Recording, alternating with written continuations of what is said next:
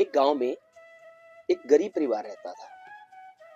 पिता का नाम रामलाल, उनकी पत्नी का नाम सीता देवी और उनके 3 बच्चे थे, रवि, नेहा और सोनू। रवि बड़ा बेटा था और सबसे छोटा बेटे का नाम सोनू था। परिवार बहुत गरीब था, लेकिन वो बहुत सुखी थे। उनके पिता रामलाल हमेशा ये कहते थे कि सुख पैसे में नहीं है, बल्कि मन की शांति में। उनके पिताजी मजदूरी करते थे और रात के समय सभी एक साथ भोजन करते थे। जो उनकी पत्नी सीता देवी थी, वो अपने घर में काम भी करती थी और आसपास घरों में जाकर भी काम करती थी। उनके बच्चे खूब मन से पढ़ाई करते थे। रामलाल जी हर शाम को भगवत गीता पढ़ते और अपने बच्चों को आसपास बिठा लेते। हालांकि बच्चों को ज्यादा बात समझ में नहीं आती, लेकिन उन्हें कुछ बातें जरूर समझ में आई कि कर्म किए जा, फल की चिंता मत कर। और उन्होंने देखा कि उनके पिता यही करते थे। वो बीमार भी पड़ते थे तो दवाई खा के काम पे चले जाते थे।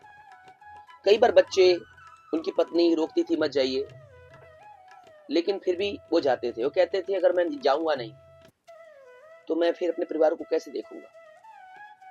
वो कभी नशा नहीं करते थे। उनका परिवार कभी भी मांस मदिरा का प्रयोग नहीं करता था। बच्चे भी पढ़ने में बहुत तेज थे।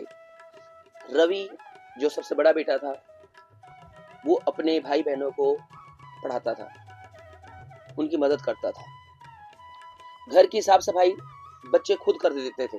तो घर बहुत खुशहाल था। कम पैसा था पर वो बहुत खुश रहते थे।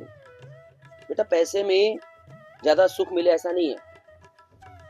रवि, नेहा और सोनू ये सरकारी स्कूल में पढ़ते थे, जबकि आसपास के बच्चे महंगे प्राइवेट स्कूल में पढ़ते थे। लेकिन उन्हें इस बात की चिंता नहीं थी, क्योंकि वो प्राइवेट वाले बच्चों से भी क्या थे, काफी तेज थे। उनके पिता भी ज्यादा पढ़े लिखे नहीं थे, लेकिन फिर भी वो बच्चों के साथ बैठते थे। रवि हर क्लास में फर्स्ट आता था। नेहा भी और उसका भाई सोनू भी, वो भी फर्स्ट आने लगे। रवि ने 12th क्लास पास कर दिया और उसको कॉलेज में एडमिशन हो गया। अभी कॉलेज समाप्ति हुआ था कि उसका एक अच्छी सी कंपनी में नौकरी लग गई। अब वो धन कमाने लगा।